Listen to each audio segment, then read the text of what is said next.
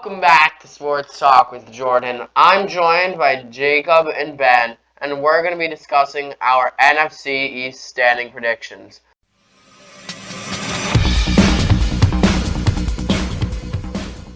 We're starting with the NFC East, but we'll be doing every division.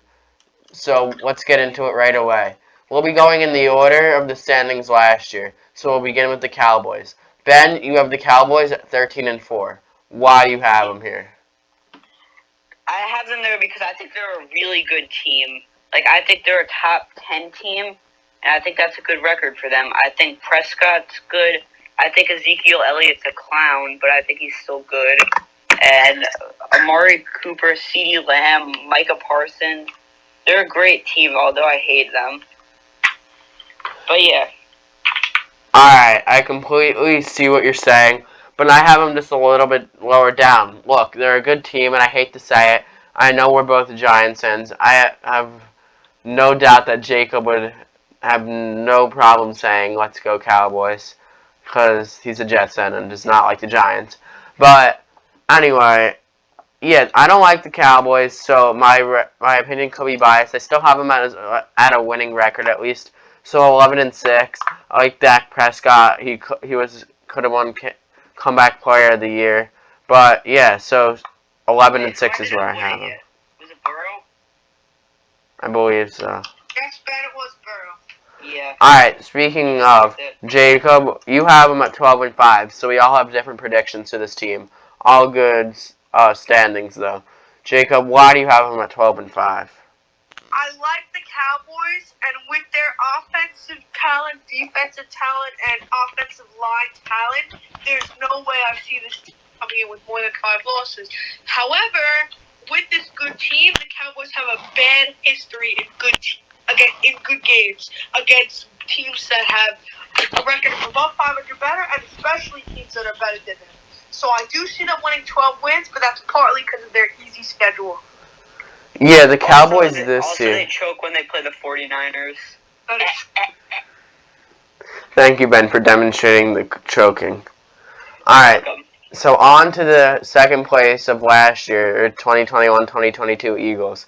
Ben, we'll start with you once again. You have the Eagles at 10-7, similar to this year. So why do you have them at 10-7? Because they're basically the same team as last year, and they did good last year. But I think they're going to stay the same with growth from Devontae Smith and with Jalen Hurts' growth. If they could both be like Pro Bowlers, they're gonna exceed my expectation.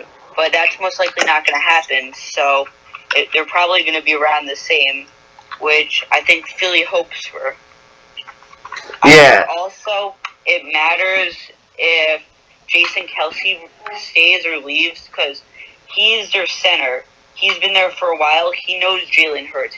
He knows the players there. If he stays there, they're going to do that. If he leaves, their record might be maybe a few less wins. Like, they might go... Wait, what did I have them? You had them at 10-7. If Kelsey leaves, they might go 9, something like that. But I see it unlikely. Yeah, I have them at 8-9. I see what you're saying. The sequel is never as good as the first movie, and that's been seen with so many teams and movies. But 8-9 is where I have them. Look, their team's pretty similar to what it was last year, but I don't see Jalen Hurts getting better at all, and I just don't see any big progressions from this team. This team needs help with wide receiver, and their quarterback is not elite in Jalen Hurts. Devontae Smith was good last year, but he was nowhere near elite. If they can draft...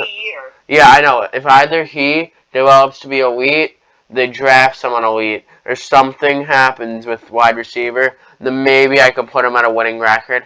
But for now, 8-9 is where they'll sit. And Jacob, you have them similar to Ben, 10-7. Why do you have them up here? Here's what I'm thinking for Philly. I got a lot of thoughts on this. Jalen Hurts is mobile QB, and they have 2 talented running backs in Miles and a Gator.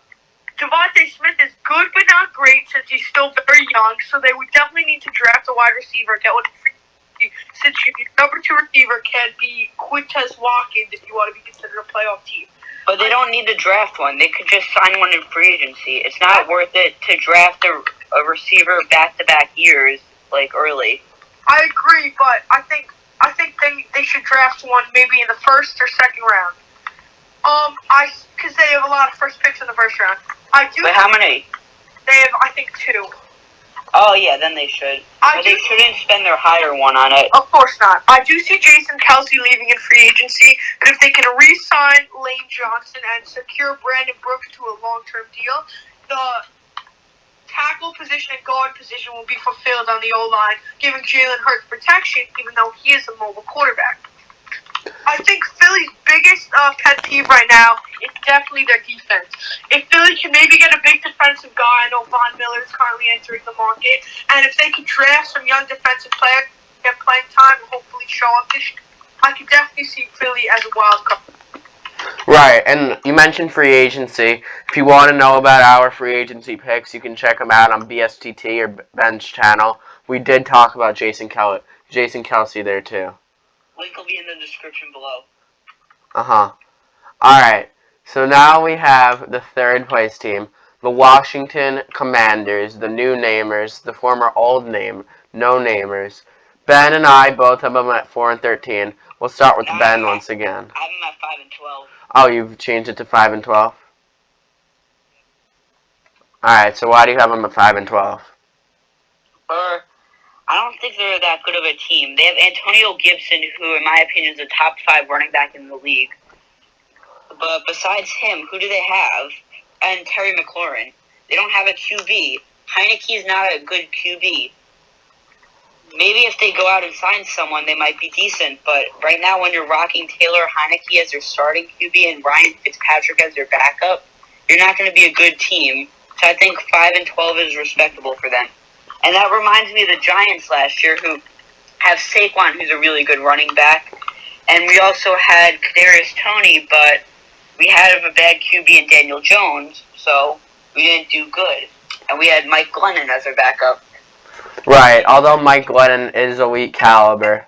Sorry, I know you're not comparing Ryan Fitzpatrick to Mike Glennon, but continue. I know Mike Glennon is much better. But, like, in the same manner, it's like, they're both solid.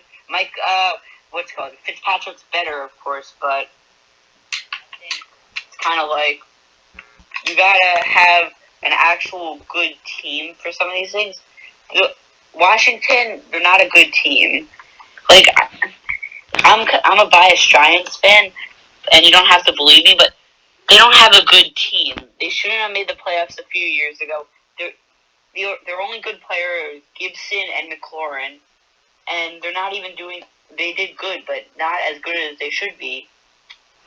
Right, I have the Commanders. Then maybe. I have the Commanders at 4 and 13. I do think they're going to sign a QB, but I do think it'll take time for that QB to settle in. Like you said, they also need some defense. I know coming into the year, they were rated as one of the top defenses in the league, but that really did not happen this year. I don't know what went wrong. I have a question. You said they're going to sign a QB, but it's going to take time for them to fit in. They're not going to sign a QB and have him start as the backup. No, I mean, the QB, it'll take him, time to adjust in a new environment. That's all I'm saying. He's not going to be the backup if they do sign a new QB, I don't think. Yeah, that's right. Alright, so, yeah, they need some help on defense especially after what they saw last year. But I do think 4 and 13 would be the right place to put them. I know you originally had them there, but upped it. So, speaking of, Jacob, what's your prediction for the Commanders? I have the Commanders at 8 and 9 this season. This is not a QB draft. Kenny Pickett is the #1 quarterback coming out of Pittsburgh in this draft class. I see Washington either taking him in the mid pick they have. I think they're in between the 10 to 15 range, or I either see them trading up to get Pickett if they know someone else is trying to get him. I see a first year rookie quarterback success with Kenny Pickett. Not a playoff team, but a decent team at 8 and 9. Washington has a young fierce defense and with playmakers like Terry McLaurin and Antonio Gibson and inspiration and knowledge from Ryan Fitzpatrick and a well-coached team by Ron Rivera, there's no way this is getting more than 10 losses. Right, obviously we disagree. So now we're going to move on to my favorite team and Ben's favorite team. The New York... River's least favorite team. I bet he likes the Patriots less. But the New York Giants. Ben, you have them at 8-9. We'll start with you yet again. Ben, why are the Giants going one game under 500? I get I'm a little biased as a Giants fan, but I think we're going to have a really good year. I think if we could draft some protection with one of our 2 top 10 picks, and then with the other one, if we could get an option for Daniel Jones like a tight end, or we draft more for our offensive line, we'll shine. I think he could have a solid year, and I think he'll throw for a positive number of touchdowns compared to interceptions. Personally, I think firing Joe Judge was a great move, and I think the future is better for our team. I also think that this is the year Saquon, it all clicks for him again. His last 2 years have been very injury-riddled, and I think now it's when it all clicks. Also, I think Galladay, he's not going to be as bad as last year. I could see him having 5 touchdowns. Yeah, right. Galladay was on a huge contract, which I believe is $72 million, which is obviously overpaid considering his production last year. I completely agree with all that Ben said. I do have him over 500, though. Yes, like Ben said, we're both very biased Giants fans, and Jacob does not like the Giants, so he has zero problem with putting him at 4-13. But I can't be predicting my own team to do that poorly.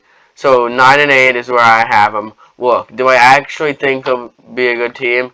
No, but for this video, 9-8 seems like a reasonable, maybe hot take type prediction. So speaking of our final pick for the video, Jacob, why do you have the Giants at 4-13? The Giants are terrible all around. They have a new That's coach coming from a Jets Brian fan. Dable. That's They coming have a from a new Jets coach coming in, Brian Dable, who's not used to the system. Daniel Jones has been mediocre at best with the whole team healthy. They have they have a small chance of getting a decent alignment, knowing the Giants took Chunkamunka Thomas 2 years ago, and how'd that turn out? They have 0 to no weapons, and Kenny Galladay severely overpaid. Dave Gettleman is overrated, and I know he's, yeah.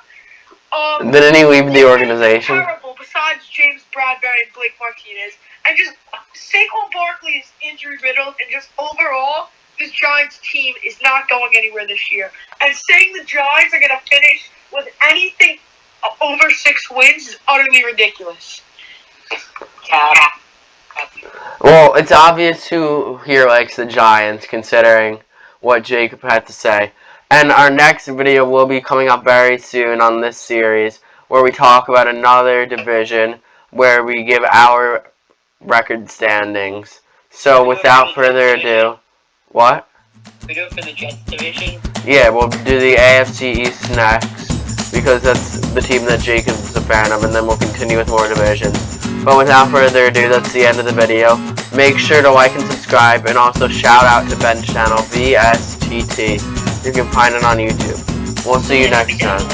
The link should be down below. Bye.